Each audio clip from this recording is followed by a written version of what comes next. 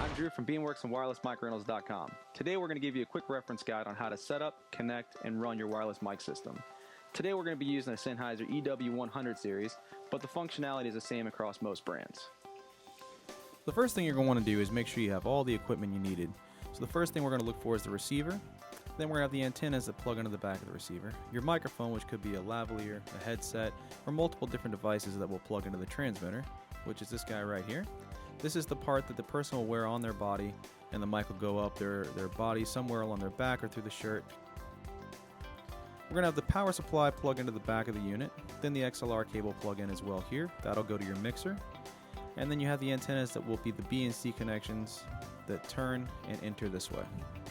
You're going to want to make sure you have the right channel selected and that you do not have any interference from other channels in the area going through the waves from other antenna systems. If you see the channel when your transmitter is not turned on and you're seeing interference coming in by this level on the left side, bouncing up and down, you're going to want to change the channel of the receiver. You can do this by pressing set, up and down until you see advanced. You go into the advanced menu and find tune. Then you're going to be able to select the channel up and down until you see nothing affecting it on the left side. That's how you know you have an empty signal. You'll press the select button and again to be stored, and then to get out of the menu you'll press the escape button or the power button once and it'll take you outside of the menu.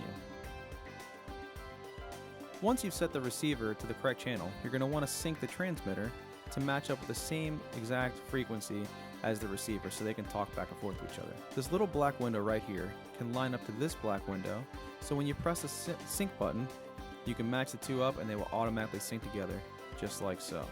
Once you get them lined up, you'll get a check mark on the receiver and you'll see you have full signal on both lines. The sensitivity is an important feature on all wireless microphones, which basically changes how sensitive the microphone is to the unit. You can go into your advanced options on the belt pack and change the sensitivity up and down. This will allow you to basically change how sensitive the mic is to eliminate feedback problems or just to have a larger pattern pickup so it can be heard from farther away from your mouth. You'll store that setting once you're good with it. Press the on-off button to go back to it. There is a mute switch on the top of each transmitter, and you can select that to mute if you do not want to transmit any noise to the receiver. Once you've completed all these steps, you're going to connect your receiver to your mixing board or speaker, and you're going to want to be able to control the output of this microphone to how much output you need into your mixer. You can change the AF out up or down depending on how much sound level you need coming into your board. Once you get that set and comfortable, you can press the set and the power button once to escape. This has been a basic guide to setting up a wireless mic system. If you want to see more details, you can see our advanced tutorials. If you have any questions, please leave it in the comment section below.